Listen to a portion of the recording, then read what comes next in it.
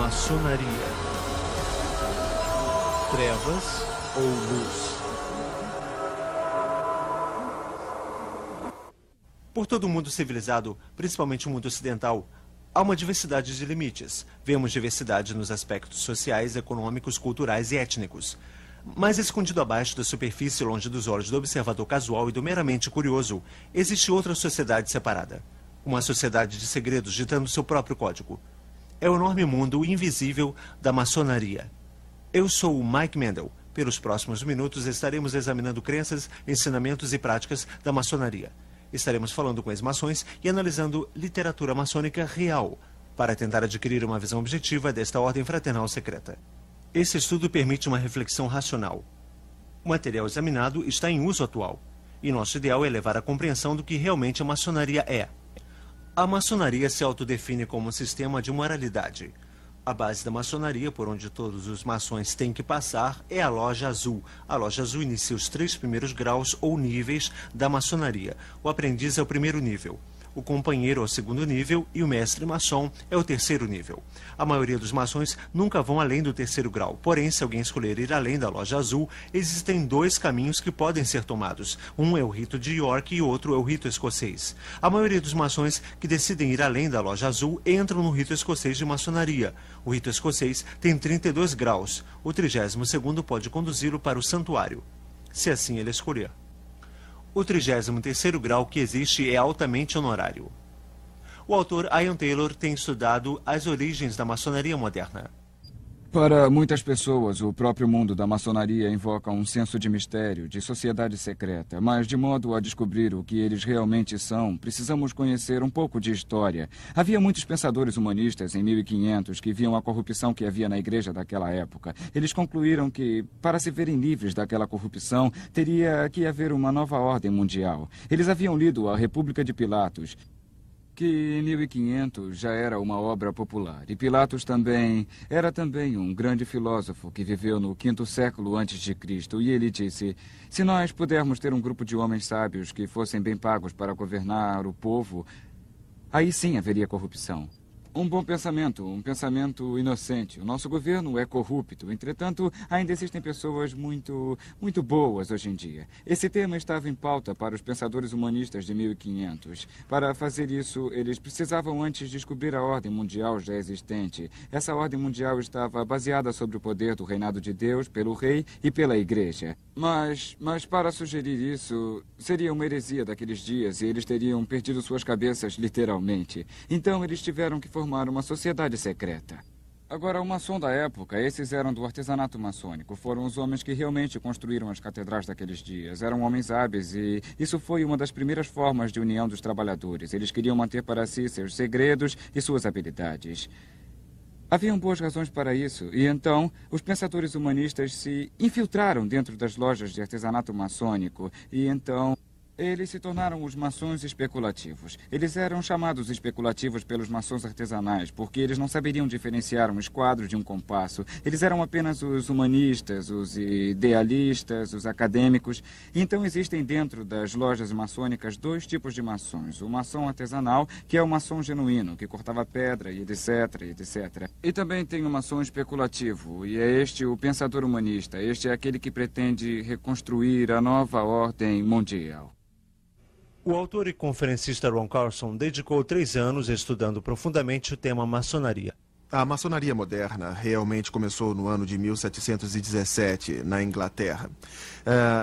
A loja foi formada e muitas dessas coisas foram desenvolvidas depois de 1717, na Inglaterra. Então veio para a América e Canadá, quando as pessoas migravam para a América do Norte durante aqueles anos. E está vastamente estabelecida aqui na América do Norte. Está estimado que próximo a 5 milhões de homens estão envolvidos na maçonaria aqui na América do Norte. Talvez 1 milhão no santuário. O que é maçonaria aos olhos do maçom? O que o maçom acha que é? Bom, nós vemos que a maioria dos maçons entram para a maçonaria visando-a simplesmente como uma organização fraternal, como escoteiros avançados, porque o pai ou o avô faziam parte da maçonaria. E eles se envolvem inocentemente, sem se darem conta de que é uma organização religiosa desenvolvida para específicos fins espirituais. Ao passar dos séculos, o homem tem desenvolvido uma variedade de crenças e tradições. Algumas dessas, como o cristianismo, o judaísmo e o islamismo, são monoteístas, ou seja, são baseados no conceito de um só Deus. Outras, como o hinduísmo, são politeístas, acreditando em muitos deuses e deusas. Uma das religiões mais antigas talvez seja a mais universal. Emergiu praticamente intocada e geograficamente separada, em culturas radicalmente diferentes. Essa religião é o paganismo. A adoração da deusa Lua e do deus Sol, que também eram chamados, por exemplo, podemos citar Apolo e Diana, ou mesmo uma gama de outros nomes. O paganismo é a mesma religião mística que emergiu na antiga Babilônia muitos mil anos atrás. Mas o que tem o paganismo a ver com a maçonaria?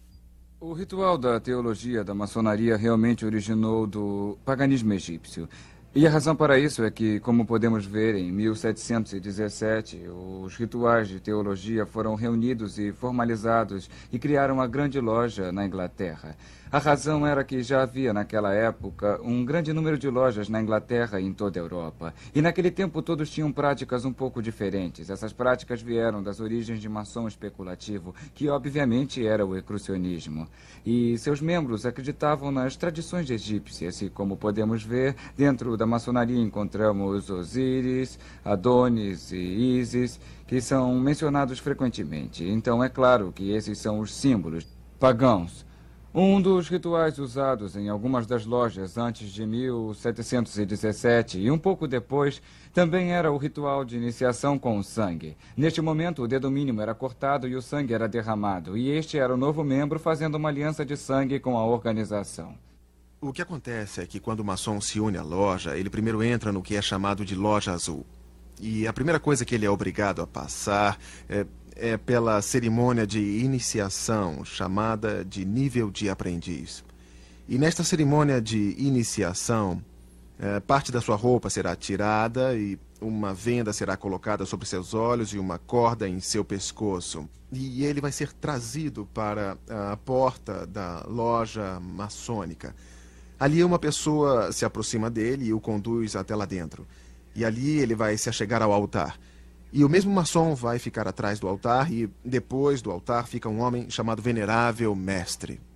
Hoje percebemos que quando um novo membro se junta à organização, ele se ajoelha com os olhos vendados e com o peito nu. O mestre da loja encosta uma espada de ponta afiada no peito esquerdo. E eles são inquiridos com os olhos vendados a fazer um juramento de sangue, para não revelar os segredos da maçonaria, ou eles perderiam sua vida. Todo maçom coloca seu dedão em sua garganta e faz o juramento de sangue para não revelar os segredos da maçonaria ou terá sua garganta cortada de orelha a orelha, seus intestinos rasgados serão dados aos animais. Esse juramento pagão de sangue os levam a jurar segredo para que eles não revelem os segredos que aprenderiam à medida que progredissem na loja maçônica. Agora, a maioria dos homens vão entrar no rito escocês e progredir até o 32º grau. E em cada um desses graus, eles irão adorar deuses diferentes, deuses egípcios, deuses da Pérsia, deuses gregos. E eles fazem uma série de rituais. Agora, muito disto é camuflado com símbolos e alegorias para que os maçons que os fazem não entendam inteiramente o que estão fazendo. Nos níveis da loja azul, o principiante é iniciado para a Trindade egípcia de mistérios antigos do Egito. E a Trindade egípcia é escondida do principiante. Ele não sabe tudo pelo qual ele está sendo iniciado, não lhe é mencionado. Mas se eles lessem seu livro que explica os símbolos e a alegoria, se torna muito óbvio em que eles estão envolvidos. Eles estão envolvidos em adoração idólatra e pagã. Muito dela está baseada na Cabala, que é o livro de ocultismo do Antigo Egito. Está baseado em paganismo egípcio e adoração da natureza. É realmente isso. Está baseada na adoração no poder regenerativo do macho e no poder regenerativo da fêmea. É o resultado. Qualquer historiador iria logo concordar que o paganismo era e é uma religião da natureza. Seus rituais eram intencionalmente desenvolvidos ao redor das fases da lua, bem como das estações do ano, etc. Rituais foram desenvolvidos para encorajar colheitas, procurando pela bênção do sol, aquele que dá o calor e é a contrabalança da lua, o tempo de paz para plantar e colher. Desta dualidade de adoração, sol e lua, luz e escuridão, ativo e passivo, macho e fêmea. O paganismo desenvolve direitos de fertilidade baseada sobre o ato sexual e, mais especificamente, órgãos reprodutores sexuais. Esta é uma das razões pelas quais o maçom, quando entra na loja, é obrigado a vestir um avental de pelica branco. O maçom usa esse avental de pelica branco como uma cobertura. O que eles realmente acreditam na maçonaria é no princípio gerador da vida. Você sabe que eles usam o esquadro e o compasso com a letra G. Você vê o esquadro e o compasso com o G nas lojas maçônicas. Uns maçons vão até dizer que é geometria que é geometria do universo, ou que significa Deus. Na verdade, o próprio livro deles diz que é o princípio gerador da vida.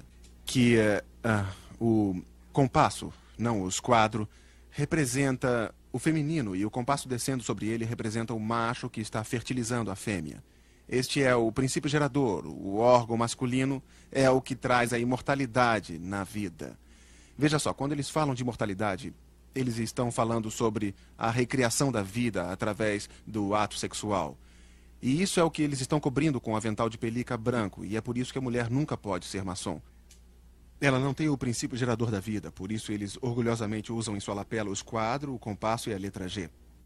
A maçonaria usa símbolos pagãos egípcios com frequência, como podemos perceber, e um que vem em minha mente é o obelisco. O obelisco é um pilar de pedra alto, com base quadrada e o topo de pirâmide. E isso era usado pelos egípcios como um símbolo de ressurreição.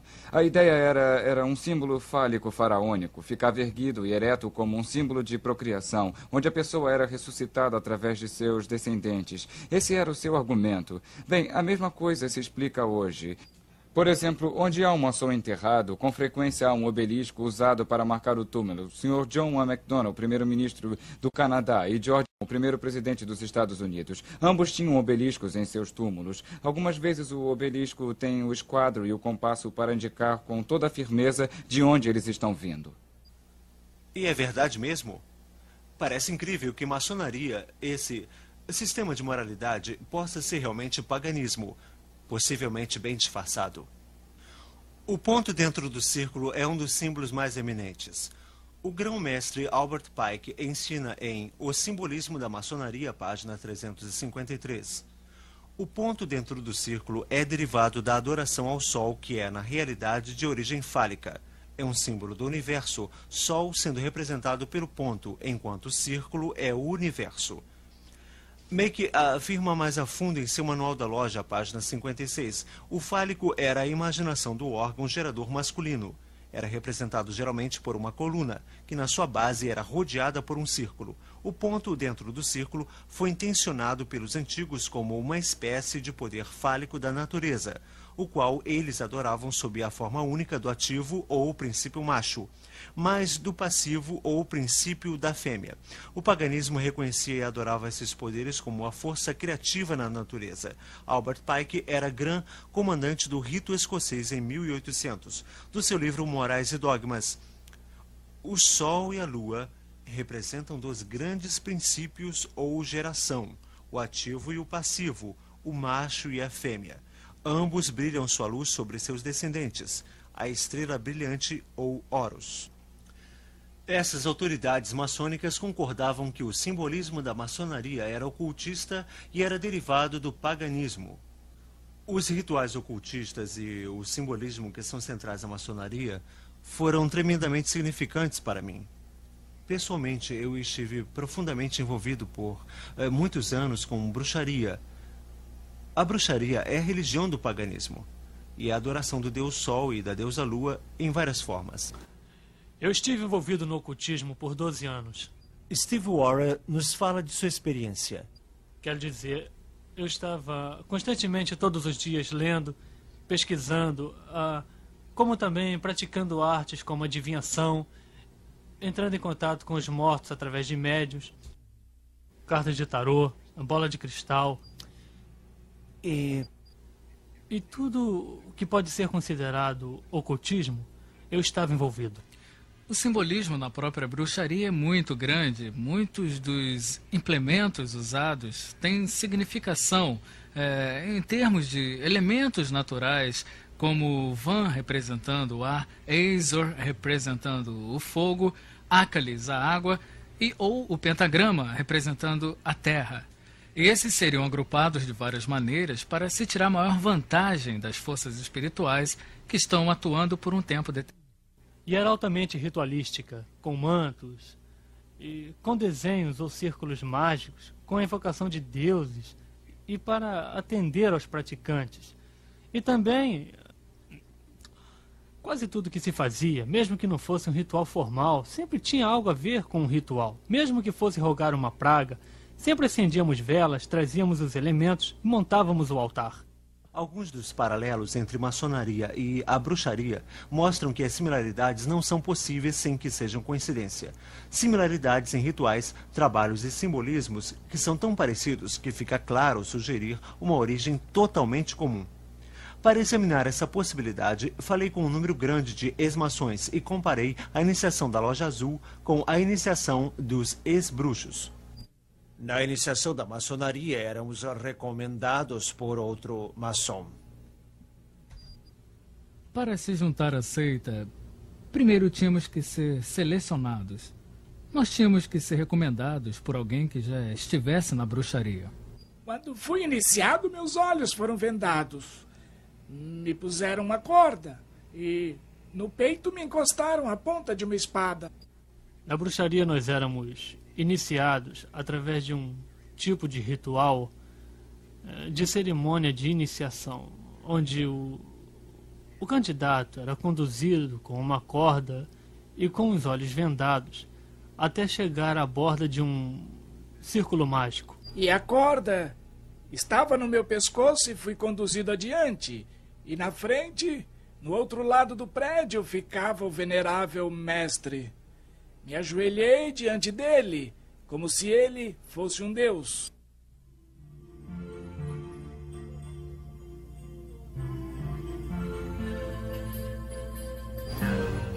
Quando fui iniciado na loja, um tipo de faca foi posta em meu peito esquerdo. Fui avisado que se eu revelasse qualquer um dos segredos da maçonaria, eu seria punido. Quando você era apresentado ao sacerdote, uma espada era posta no seu peito, você fazia um juramento de sangue, prometendo ser fiel aos segredos da bruxaria. Quando você está na sala, a venda é tirada de você, e essa é a hora em que você diz que está vindo das trevas para a luz. Durante a cerimônia de iniciação, o iniciante é conduzido pelo sacerdote e é desafiado na beirada do círculo por alguém dizendo: "Quem está aí?" A resposta é: alguém do mundo das trevas. Nossas orações terminavam com "assim seja". Um dos outros aspectos e também características da bruxaria é que sempre ao final de qualquer feitiço ou ritual, onde o poder era liberado, pois era aqui que era liberado, falava-se então "assim seja". Fiquei muito intrigado ao saber que a bruxaria e a maçonaria tinham tanto em comum. No entanto, os seguidores da bruxaria dispensam o conceito bíblico de Lúcifer. A maçonaria vai tão longe que realmente chama Lúcifer de Deus. Nas palavras do soberano pontífice da maçonaria universal, Albert Pike. Sim, Lúcifer é Deus. Infelizmente, Adonai também é Deus. A verdadeira e pura religião filosófica é a crença em Lúcifer, o igualitário a Adonai. Mas Lúcifer, Deus de luz e Deus de bondade, está lutando pela humanidade contra Adonai, o Deus das trevas e da maldade. Ouça as palavras do maçom do 33º grau Manlip Hall. Quando o maçom descobrir que a chave do guerreiro é a correta aplicação do dínamo de força vivente, então ele aprenderá o mistério da sua arte. As forças agitadas de Lúcifer estão em suas mãos e antes que ele possa dar passos à frente e para cima, ele deve provar sua habilidade em aplicar essa energia. Dos literalmente milhões de maçons do mundo todo, quantos estão realmente conscientes do real significado dos símbolos maçônicos? A resposta é bem poucos. Como a maioria dos maçons nunca ultrapassam o 3º grau da Loja Azul, a classificação de mestre maçom, a maioria deles nunca descobrem no que estão envolvidos. e nunca vão descobrir o que é maçonaria, a não ser que tentem entrar nos níveis mais altos do rito escocês ou do rito de York.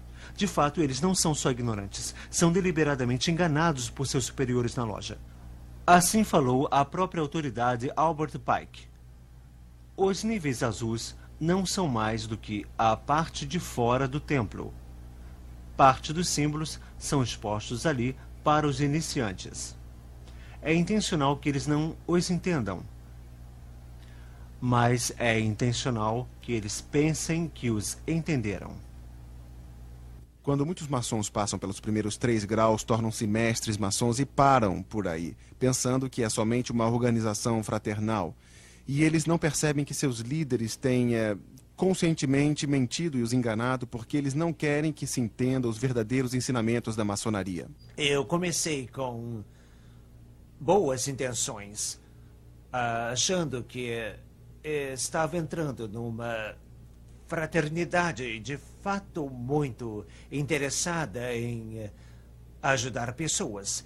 Mas agora eu percebo que em escalões mais baixos, níveis inferiores, você não sabe toda a verdade. O significado da loja, o que ela era para mim, um grupo de pessoas que estavam ali para ajudar os outros. E haviam diferentes coisas assim, que se podiam perceber na loja. As pessoas estavam juntas, unidas por algo, e pensei ser uma organização cristã. O que fazia alguém pensar que a loja maçônica era um lugar cristão?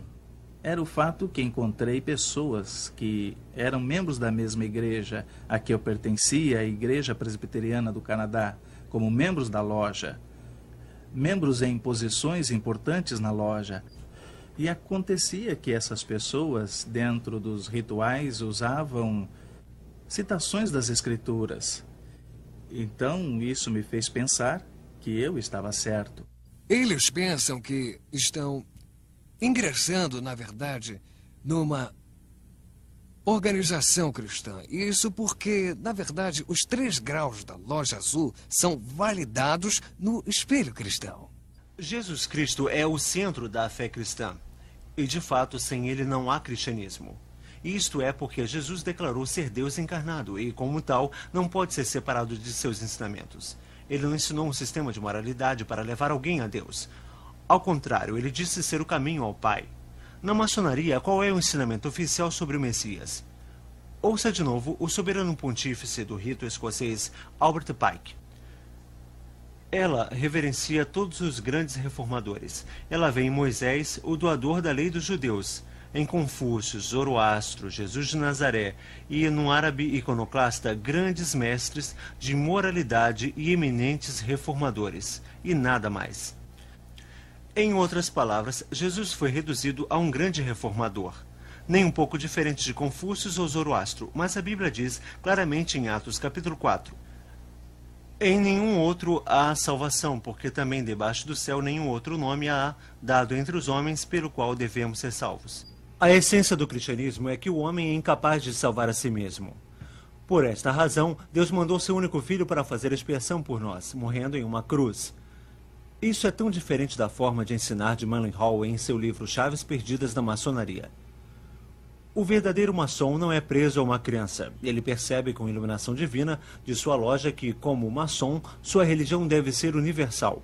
Cristo, Buda, Maomé, o nome significa pouco, porque ele reconhece somente a luz e não o condutor. Ele adora em todo santuário, se ajoelha diante de qualquer altar, seja num templo, mesquita ou pagoda, catedral, e percebe com seu verdadeiro entendimento a unidade de todas as verdades espirituais. Nenhum maçom pode ser limitado, pois sua loja é a expressão divina de toda a abrangência. Nenhum maçom pode ser limitado, pois a sua loja é a expressão de toda a abrangência.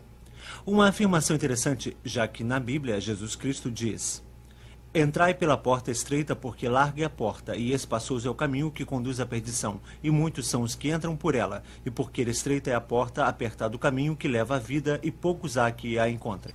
Os maçons dizem que Jesus Cristo é simplesmente outro grande mestre, outro grande profeta moral, é igual a Buda. Realmente os maçons ensinam, de acordo com Albert Pike, que Buda foi o primeiro grande professor maçônico. Então eles estão igualando Jesus a Buda, a Maomé e a líderes religiosos. Como qualquer outro líder religioso, ele não é Deus, ele não é o Salvador encarnado que veio para salvar o homem dos seus pecados, porque o maçom não precisa de um Salvador. Os maçons acham que eles podem salvar a si próprios através de boas obras. Na loja que eu pertencia, nós tivemos um muçulmano pedindo para ser membro.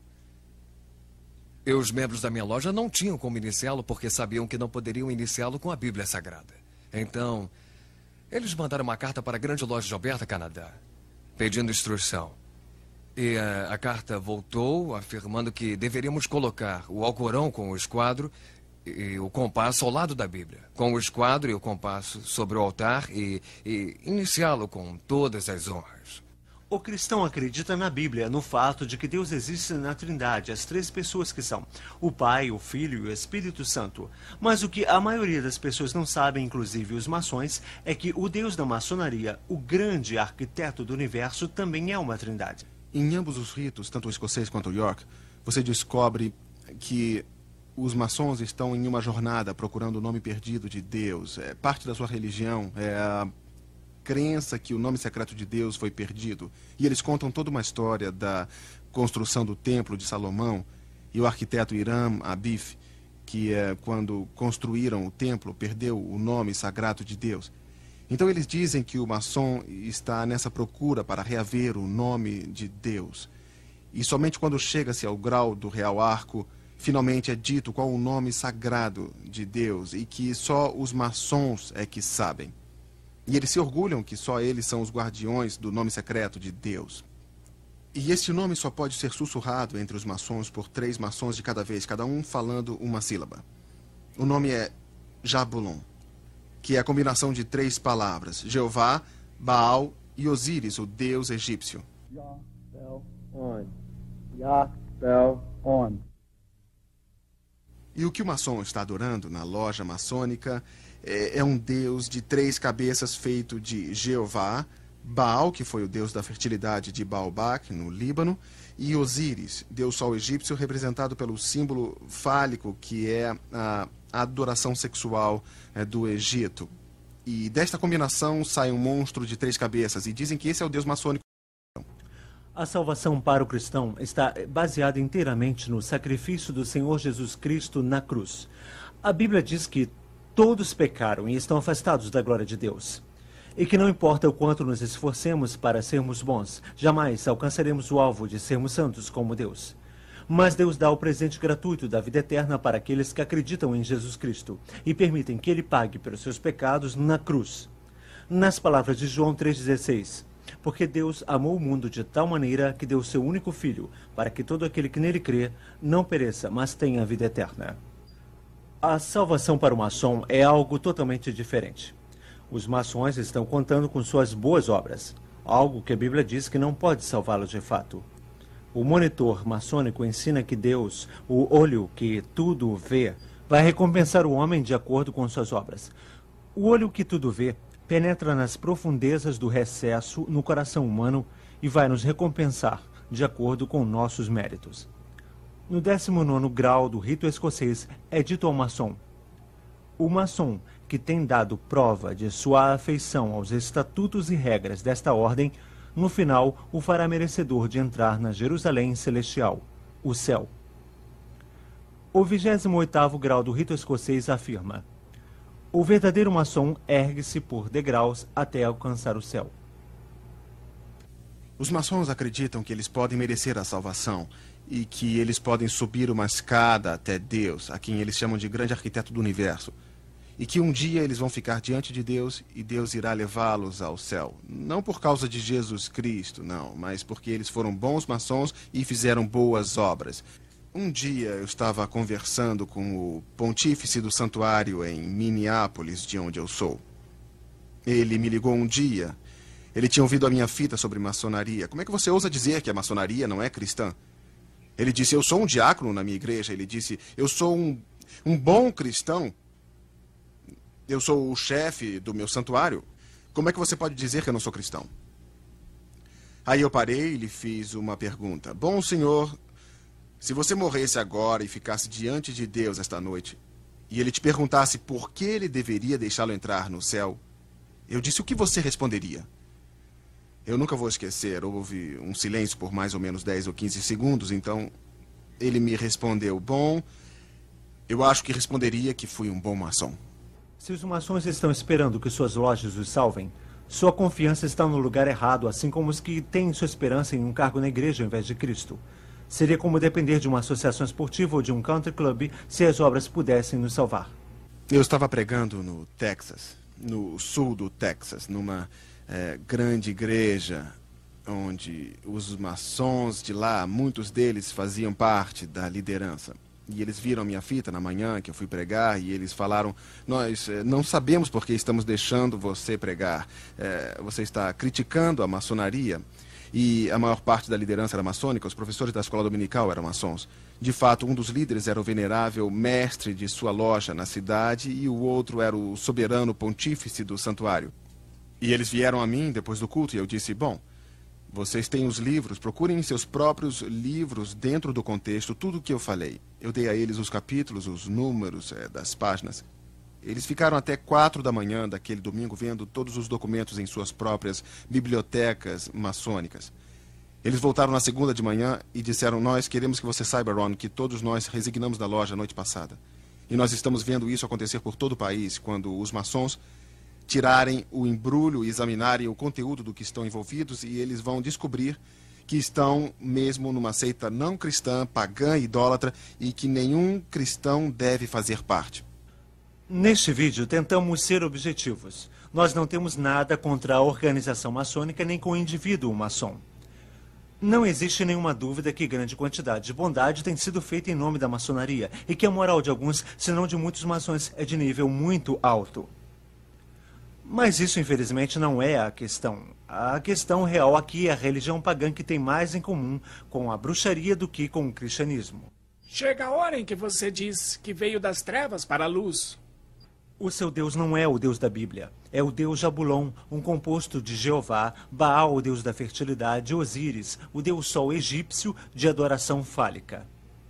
Sua forma de salvação não é a cruz de Cristo, mas o sistema de moralidade e boas obras para alcançar a tão almejada loja celestial.